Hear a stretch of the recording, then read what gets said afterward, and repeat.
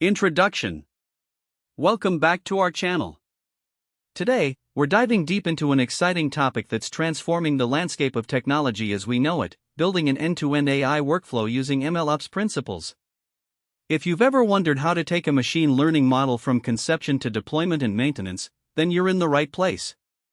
In this video, we will explore the entire lifecycle of an AI project, from data ingestion to model deployment, and even discuss how to maintain and monitor the model once it's live in production.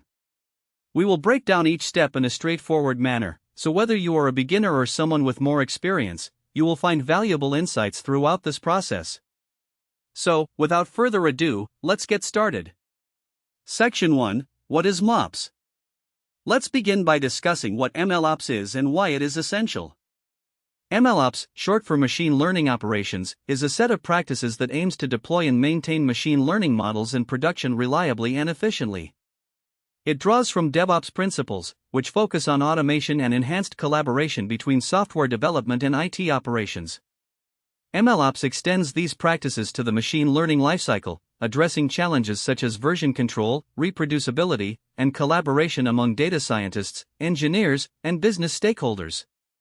By integrating MLOps into your workflow, you ensure that your AI projects are not only effective but also scalable and manageable over time. Section 2. Data Ingestion. Now that we have a foundational understanding of MLOps, let's move to our first important step, data ingestion. This is the process of collecting and importing data from various sources into your system for analysis. The quality and variety of data significantly influence the performance of your machine learning models. Data can come from structured sources, like databases and spreadsheets, or unstructured sources, like social media posts and images. The first step in data ingestion is to identify the sources of your data. Once the sources are identified, you can use various tools and techniques to collect the data. For example, you might use APIs to pull data from online services, or you might set up automated scripts to scrape web pages. If you're working with large datasets, you may want to consider utilizing distributed systems like Apache Kafka or Apache Spark for efficient data ingestion. It's crucial to ensure that your data is clean and well-structured. This might involve removing duplicates, handling missing values, and converting data types. Tools like Pandas and Python can be incredibly useful for pre-processing and cleaning your data. Section 3. Data Storage and Management. After ingestion, the next step in our workflow is data storage and management. You need a reliable and scalable system to store your data. Depending on your requirements, you might choose a relational database like PostgreSQL, a NoSQL database like MongoDB, or even a data lake for unstructured data. In addition to where your data is stored, think about how you will manage it. Version control is crucial in this stage.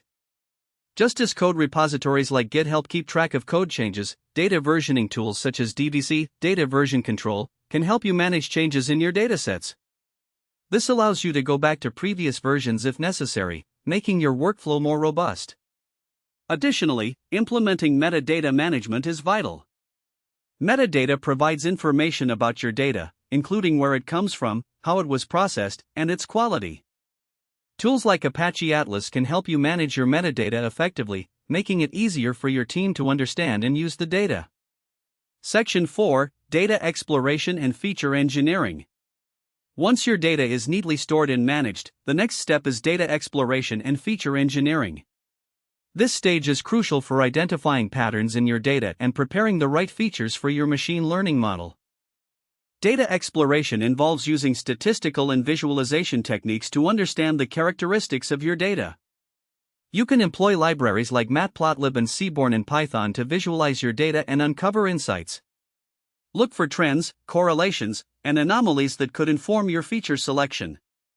Feature engineering is the process of transforming raw data into features that better represent the underlying problem to predictive models.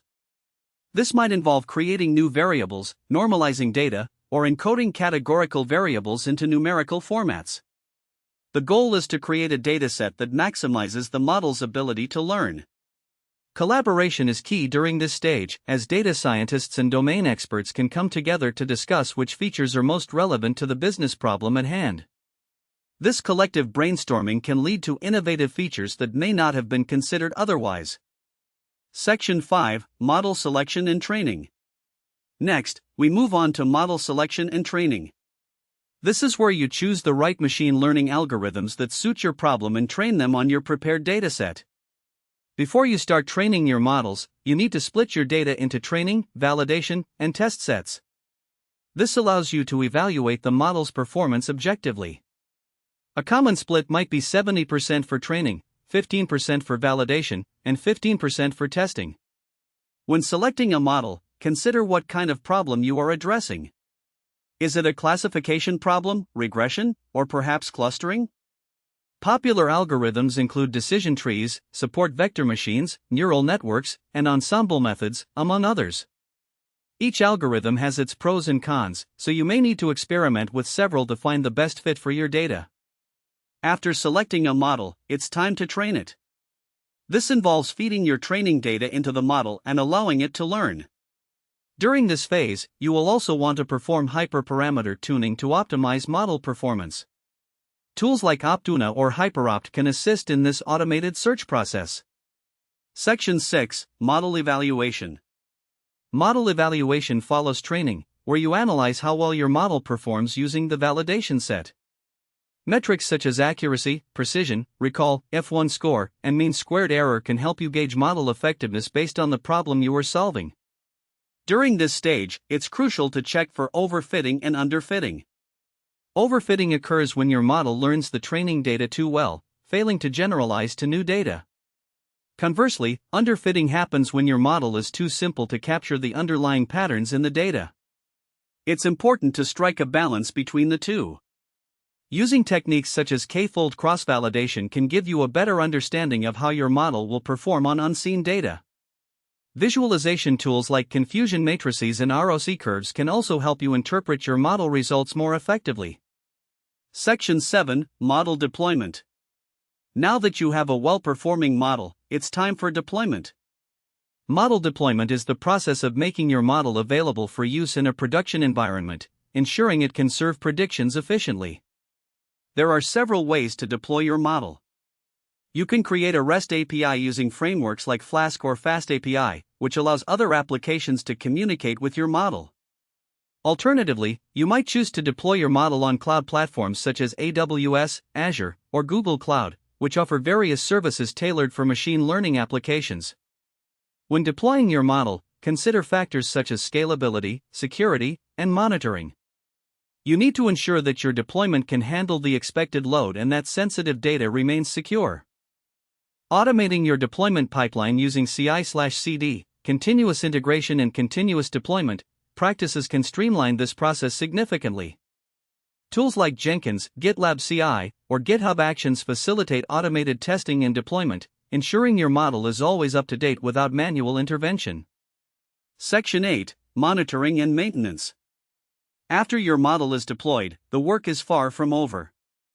Continuous monitoring and maintenance are essential to ensure your model remains effective over time. Model performance can degrade due to various factors, including changes in data distribution, also known as data drift. It's important to set up a robust monitoring system to track key metrics such as response times, prediction accuracy, and user feedback. This will help you quickly identify any issues that may arise. Regularly retraining your model with new data is also a critical aspect of maintenance. This ensures that your model adapts to changes in underlying patterns, leading to sustained performance.